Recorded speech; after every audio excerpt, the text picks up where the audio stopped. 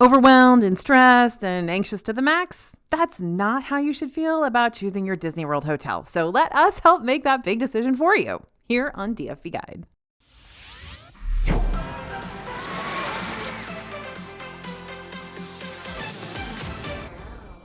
Hey everybody, it's AJ for Disney Food Blog. So if you're choosing a Disney World hotel, it can feel a lot like you're holding onto a glass slipper and trying to find Cinderella while you're at a barefoot convention.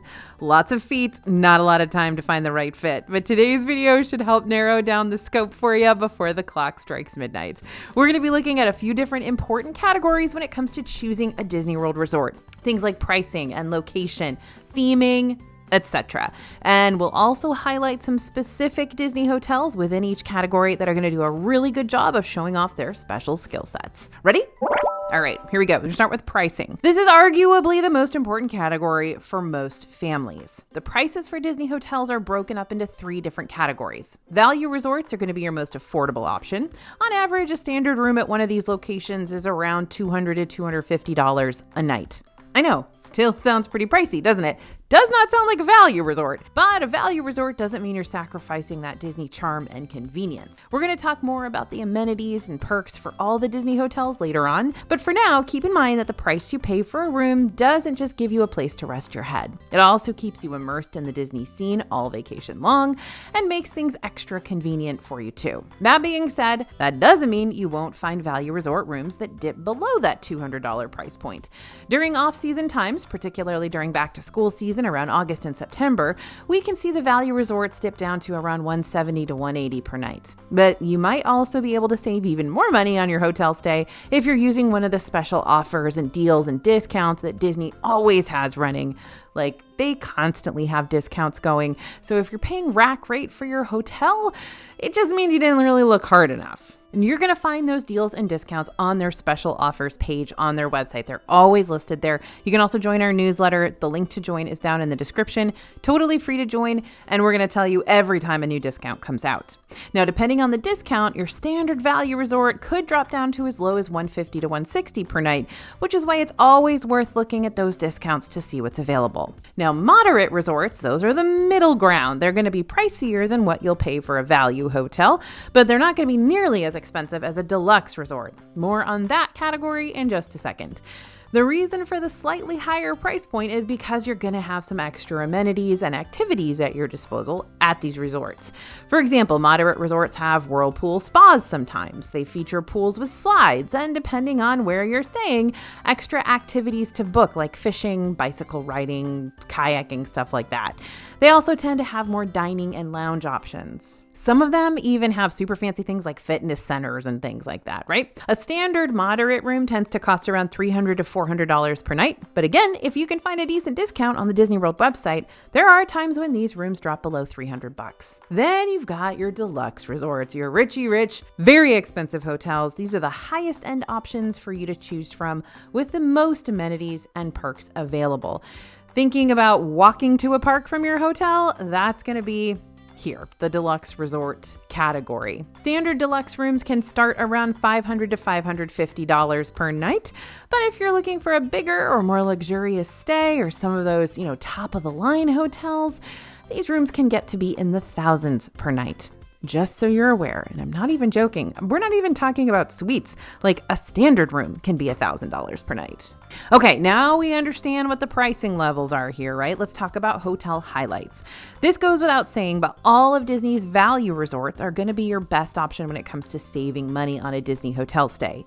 This includes the All-Star Resorts, that's All-Star Music, Movies, and Sports, Pop Century Resort, and Art of Animation. Out of that lineup, the All-Stars will have the most affordable standard rooms since Pop Century and Art of Animation both have the convenience of the Skyliner, which ups the price tag just a little bit more. We'll talk more about the Skyliner later on, but basically this is Disney's newest sky gondola transportation service that'll carry you straight over to 2 out of the 4 Disney parks, as well as several of the other Disney resorts nearby. But if you're looking for a hotel room that can sleep more than up to 4 people, since that's the max for standard rooms, All-Star Music is the only All-Star resort that has family suites you can book. Now, these family suites are a great deal. They sleep up to 6 guests, they have a separate bedroom that you can close the door, and they have living areas with a bunch of beds that fold out and stuff. They've got 2 bathrooms, 2 bathrooms, y'all. This is like a massive selling point. And they have a full fridge and kitchen area, but they're also the cheapest suite option you're going to find at Disney, typically costing $400 to $450 per night. Did I say it was a good deal? Believe it or not, that is a great Disney deal. Ever since the addition of the Gran Destino Tower over at Coronado Springs, though, this moderate resort has become the more affordable option for those looking for a bougie stay without the deluxe price point. Gran Destino has modern style rooms, multiple restaurants, really good restaurants, by the way, and a full-on business center because it's a convention hotel. Plus, you're going to have the option to use not just one, but 2 fitness centers here. Gran Destino is also the only moderate resort that offers club level rooms. Now, Disney also calls these concierge level rooms. When you book a club level room, you're going to have access to even more special amenities beyond what the average hotel guest gets, like dedicated concierge services and a VIP lounge that serves complimentary drinks and tapas all day long through your trip. So you can save a bunch of money on food as well if you go ahead and use that lounge. Just so we're clear though, club level is still quite pricey at Gran Destino Tower. Depending on your room, expect to pay anywhere between $600 and $1,400 per night to stay club level at this resort. But again, that's how much you're going to pay for a standard room without any extra amenities at a deluxe resort. So you can only imagine what club level is going to look like for deluxe resorts. Keep in mind though that staying club level at Gran Destino Tower might feel like a deluxe stay, but you're still not going to receive deluxe resort benefits, which again, we're going to talk about in a little bit. So if it's just that club level privilege that you're wanting to experience, then go for it. Book Gran Destino. It's awesome. But if you're wanting the full deluxe resort package, you might be better off saving your money for a deluxe resort stay.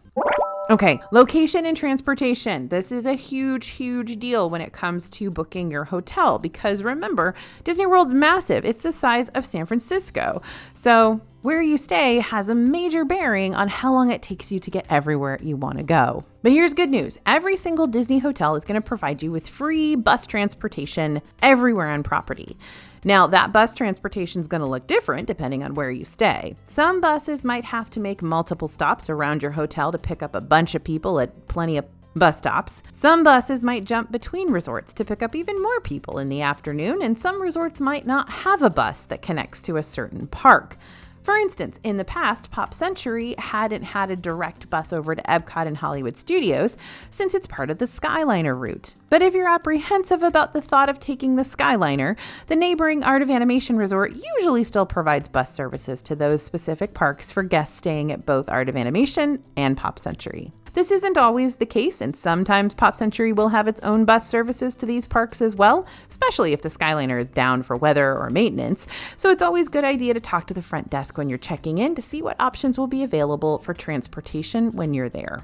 But back to the original point at hand. Every Disney resort has buses, and if you don't want to use the buses because you're in a hurry to make it to a reservation on time and you don't want to wait at a bus stop and potentially board a bus that's going to make extra stops, and you get it, you're always free to take your own vehicle or you can book a ride share for that extra cost because Lyft and Uber do work on Disney property. Just keep in mind that driving over to Magic Kingdom can be a pain since then you'll have to park at the Transportation and Ticket Center. Now, this means you'll still have to take either a ferry, a monorail, or a bus from the Transportation and Ticket Center, the parking lot, to make it all the way to Magic Kingdom. Meanwhile, those resort buses are going to take you directly to the front of the park, so you bypass the TTC altogether. So, hotel highlights on the transportation point. Disney buses are convenient, but Disney's monorail system can be even more convenient for guests who are staying at Polynesian Village, Contemporary Resort, or the Grand Floridian Resort. Everyone's allowed to use the monorail, but since the monorail has specific stations at these hotels, then guests at the hotels can easily hop onto them to get over to Magic Kingdom or any of the other monorail area resorts in a cinch. Well, mostly a cinch. The monorail stations can still get pretty crowded at the start and end of the day, so make sure to account for that extra travel time when you're planning out your daily park schedule. When the monorail stops at the Transportation and Ticket Center, you'll also be able to transfer to the Epcot monorail from there, meaning the monorail is going to carry you over to not just one Disney park, but 2. Bonus though, all 3 of these monorail area resorts also have walking paths leading to Magic Kingdom right now. So if you want to skip over the morning and evening monorail crowds altogether, you can always choose the path less traveled. That is, if your feet don't already feel like they're about to fall off after walking all day. Another way to reach Magic Kingdom from these resorts is by water taxi. Literally, you have so many ways to get over to Magic Kingdom when you stay in one of these hotels. Each of the monorail area resorts has a water launch location that'll float you on up to the park's front gates. And get this, while Fort Wilderness Resort and Wilderness Lodge don't have the convenience of the monorail, they still have water taxis that'll deliver you to Magic Kingdom. So these great outdoors hotels can also be really convenient when it comes to getting you over to Magic Kingdom and skipping the transportation and ticket center. Not to mention, Wilderness Lodge and Fort Wilderness are typically cheaper than the rooms directly on the monorail route. Not cheap, just cheaper.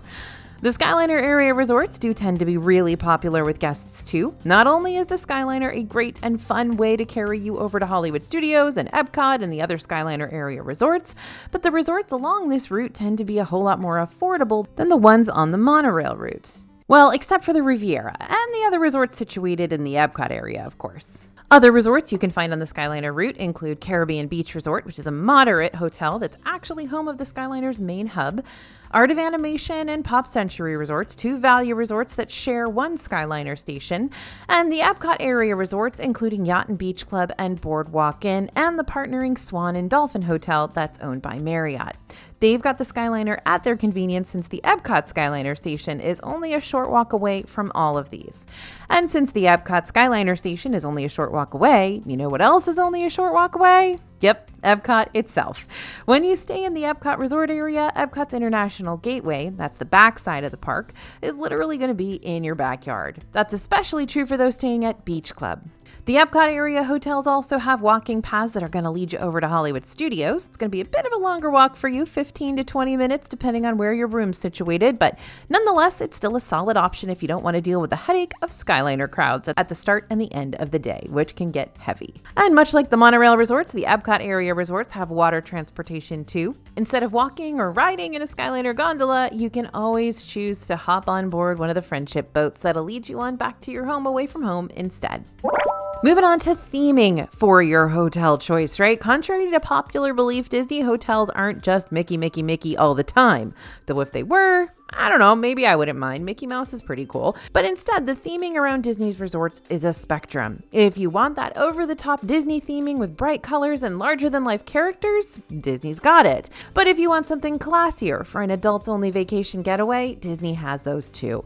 And if you want something that's more 50-50 with subtle Disney theming that's not so in your face but still present, Disney's got that kind of resort theming for those who want the best of both worlds as well. As much as I want to go into all the theming across all the hotels right now, I know we've still got a lot to cover today, but you can always scan the QR code you see on the screen now and pick up our Every Disney Hotel PDF and get a better idea of what every Disney hotel's main theme actually is.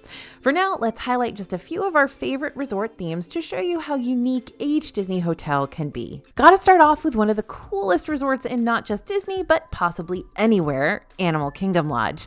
AKL is a deluxe level resort that celebrates the art and culture of Africa through its dining and architecture and 4 unique savannas, home to over 200 different African wildlife species. The Disney details are still here, but this resort is definitely more heavy-handed on the authenticity of the culture that inspires it. Now, moving from African artwork to a Mardi Gras party, if you book a room at Port Orleans French Quarter or Port Orleans Riverside Resort, you're going to be able to experience a moderate hotel stay themed around Southern culture. The French Quarter side is where most of the family-friendly Mardi Gras theming can be found. Expect to find Mardi Gras masks and beads and live jazz music on certain evenings, and best of all, those sweet beignets. Meanwhile, if you book a room on the Riverside, the theming is still going to be very Southern, but less Mardi Gras and more rural Louisiana-like, with hotel buildings reminiscent of white columned mansions, as well as backwoods cottages. But along with all that, Riverside is also where you're going to find the royal guest rooms, which is where Disney theming really comes through strong. These royal guest rooms are heavily themed around Disney's royal posse, with magic carpet flooring, beautiful wall art of fan-favorite Disney princesses, a personalized letter from Tiana welcoming you as her distinguished guests, sink faucets shaped like magic lamps, and even headboard skateboards that burst to life with LED fireworks.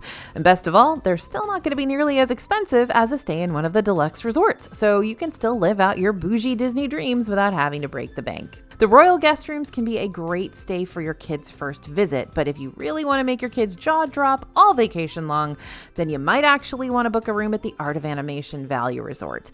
Now, this is where you're going to find in-your-face Disney theming everywhere you turn. This resort is inspired by 4 classic Disney and Pixar animated films, including Cars, The Lion King, Little Mermaid, and Finding Nemo. You can't escape the characters, colors, and immersiveness of this place because it surrounds you from the lobby to the pools to the rooms to even your bathroom shower curtain. Even just roaming around the grounds and finding larger-than-life statues and props to pose with will tell you you're at Disney. Moving on to dining options. Okay, I don't know where hotel dining falls on your list of priorities, but for me, it is pretty important because having convenient and tasty food within steps of my hotel room makes a Disney resort even more worthwhile, in my opinion, and I've always been that way. Here's the thing, there are so many Disney hotel restaurants. Like, it's shocking to try to wrap your mind around the sheer amount of them, and every time we do a video where we have to rank every single hotel restaurant, oh my gosh, you guys, it is a big endeavor for us. But let's see if I can at least help narrow down the scope just a little bit. Over at the value resorts, food courts are going to be the name of the game. Yep, you might have 1 or 2 pool bars at your disposal with cocktails and possibly a basic snack item or 2, but your main source of sustenance is going to be food court. The food quality, more than likely, isn't going to knock your socks off, but the entrees served here, on average, are going to be more affordable than your typical Disney table service restaurant. Plus, they've got plenty of options that can cater to all sorts of palate preferences. They got tons of seating, and the food courts typically stay open until 11 p.m. to make sure those who are coming back from the parks are able to grab a late night bite to eat, even if they weren't able to do so before they had to head back to the hotel. The moderate resorts also have food court style dining, but you're going to find a few other options beyond that. The least amount of dining options that you can find at a moderate resort is over at Port Orleans French Quarter, which has a smaller food court area, a little cafe with beignets on the go, and a lounge with beignets and cocktails and other small bites here and there. Plus, you'll also find a pool bar, which, hey, don't go sleeping on Mardi Gras. They got a frozen Irish coffee that's delicious. But if you ever want more dining options without traveling too far away from your hotel, you can always walk over to Riverside to check out Boatwright's Dining Hall, which is a table service open during dinner that serves Southern cuisine. They have my favorite pimento cheese fritters there. Or you can take a riverboat from either of the Port Orleans boat docks and get right over to Disney Springs, where you're going to find a bajillion restaurants to choose from. Then you've got those big deluxe resorts where, generally speaking, you're going to find the biggest range of food options. Depending on the resort, you could dine at a character buffet, a signature restaurant, interactive lounges, less interactive but still very swanky lounges, quick services, table services, maybe even a food court or a pool bar that has better than average food. I'd say the biggest discrepancy here is probably at Saratoga Springs. Saratoga has a quick service and a table service, but there's not really a key location that makes you want to go out of your way to dine there. Even Old Key West Resort, which still has very few dining options to choose from, at least has Olivia's Cafe, which is well worth a visit if you're looking for a solid place to eat a good old Southern brunch any day of the week. If you're already staying at Saratoga Springs, the food nearby will serve its purpose and sustain you, but much like Port Orleans, you can always take a boat over to Disney Springs for more dining options, or better yet, you can always take the walking path from Saratoga right over to Disney Springs. That's how close this resort is to that shopping district. Okay, so let's talk about how dining works in a few of these hotels. As far as value resort food courts go, I would probably say Pop Century's Everything Pop is one of the best of the bunch, although I'm not going to lie to you, Art of Animation's food court is basically the same exact menu. Part of the reason these two work pretty well is because Disney's given these places a whole bunch of extra TLC lately, so they're looking and tasting better than ever. Now, Pop Century specifically just came out of a big giant refurb, and now it's super bright and vibrant and neon, and it kind of hurts your eyes to stare at it too long, but in a good way. While you can definitely still get those standard food court options here, like burgers and chicken strips, hot dogs, pizza, Everything Pop also has some slightly more adventurous items too, especially in the dessert department. We've been big fans of the rainbow tie-dye cheesecake for years, but when the food court reopened, it brought with it a plethora of desserts topped with freeze-dried Skittles, if you're into that, because Disney certainly is. Plus a massive $28 sundae served in an ice cream truck bucket driven by none other than the Big Cheese himself. Now, I mentioned that the moderate resorts have a few more options beyond what the value hotels bring to the table, but that's sort of a lie because Coronado Springs has way more than a few dining options to choose from. In fact, the number of restaurants here even surpasses the amount of restaurants that some of the deluxe resorts have to offer. At Coronado, again, mostly because it is a convention resort, you've got a very high-end tapas, steak, and seafood restaurant called Toledo. You've got the attached Dahlia Lounge, which I think is absolutely stunning. El Mercado de Coronado, that's the resort's main quick service location. The Lakefront Three Bridges Bar and Grill, definitely a must-do, especially for Sangria University. Rick's Sports Bar and Grill, in case you needed more of that bar and grill action, but on a slightly less date night scale. And tons of others too, so Coronado Springs has its food game intact. Now, the way I see deluxe resort dining is a lot like creating a mix CD. I know that ages me, just go along with it. Actually, I'm a mixtape girl, honestly. Even if I'm a fan of a certain musical artist, I'm not necessarily a fan of every single song on their latest album, so I just pick and choose a few of my favorites to listen to over and over again. Same thing goes for the deluxe resort restaurants. While not every restaurant at these higher end locations hits a home run, there are some that really, really do, like the brand new Wailulu Bar and Grill at Polynesian Village, or Storybook Dining at Artist Point with Snow White at Wilderness Lodge, Cruise Cup Lounge at Yacht Club because of my darling prime rib sliders. And remember what I said earlier about Animal Kingdom Lodge and its many restaurants featuring African-inspired cuisine? Yeah, not gonna lie, those all hit for me pretty much every time. So that would be the album that I just listen to straight through every single time. Over at AKL, you've got butterscotch bread pudding at the Boma Buffet, filet mignon with babouti mac and cheese at Jico, Indian-style bread service at Sanaa, and even the 4-count container of the chocolate mousse tiramisu tasting zebra domes at the Mara. You can drop me off at any restaurant location in Animal Kingdom Lodge, and I will be a very happy AJ. Several resorts also take their Disney dining to the next level by making the restaurant more of a high-end experience. Disney World is a place where I've celebrated many big lifetime events, same as the rest of the DFB team, and many of those celebrations have happened right in the heart of the hotels. This includes dining at restaurants like the AAA 5-Diamond award-winning Victoria and Albert's in Grand Floridian, which just got its Michelin star as well. California Grill at the Contemporary Resort, which has a private balcony on the 15th floor of the hotel that gives you stunning views of Magic Kingdom's happily ever after fireworks each night. And even Three Bridges Bar and Grill, like I said, at Coronado Springs. You can head over there to Sangria University and make your own handcrafted sangria. These are just a few of the restaurants that I'd recommend for a super special occasion, but I do have a free PDF I can send you if you're looking for even more inspo. I get it, the pressure's on, you gotta make this celebration perfect. No worries, we've got you. Go ahead and scan the QR code you see on the screen now if you want me to email that to you, or click on the link in the bio that says disneyfoodblog.com/special. And if you want the full version of all our best special occasion recommendations, we got a bunch of chapters in our DFB guide to Walt Disney World dining. These go in depth about unique food experiences too. There's tons of them in Disney World. You would be shocked to learn just how many of these are hiding around the resorts, and you're never going to know about them. So go ahead and check out dfbstore.com.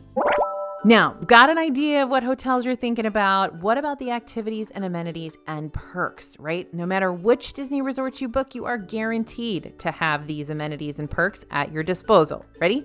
Free transportation around Disney World property, free parking at the theme parks, early theme park entry, which allows you to enter any park on any day 30 minutes before everyone else, discounted magic bands if you purchase them ahead of your visit, complimentary activities like pools and movies under the stars, recreational options, fitness centers, crafts, lawn games, etc., premium activities, which will vary depending on the resort you're visiting, and premium means you have to pay for them, by the way, self-serve laundry facilities, free water park visits on the day of your check-in all through 2025 and during the summer of 2026, and reservation head starts for dining and lightning lane selections. Now that's all pretty sweet, but all these extras can get even sweeter depending on where you stay. So let's look at a couple of highlights at certain resorts. Some Disney hotels might have a couple extra activities here and there for you to do, but other Disney hotels will have so many extra activities on site that you're going to want to schedule a whole vacation day solely dedicated to your hotel. Fort Wilderness is probably the best example I can give you because this resort is jam-packed with outdoor activities like Chippendale's Campfire Sing-Along, archery lessons, Wilderness Feature and Quiet Pools, the Tri-Circle D Ranch where you can meet the Disney horses, wagon rides, fishing, bike rentals, canoe and kayak rentals, a Wilderness Back Trail Adventure which will let you drive around a Segway throughout the tour, the Hoop-Dee-Doo musical review dinner and theater show, and you might even be able to watch a seasonal golf cart parade depending on when you're visiting. And that's not even everything you can do here. Like I said, you can really pack in a full day just exploring this resort alone. As far as Fort Wilderness's feature pool is concerned, it is okay. The Meadow swimming pool does feature a water slide and a splash pad for the littles, but it's not really super adventurous in the theming department. But if you're looking for a resort that has the coolest themed pool, property-wide, I'd suggest checking out one of these. Art of Animation has a giant Finding Nemo themed feature pool, as well as character-driven leisure pools.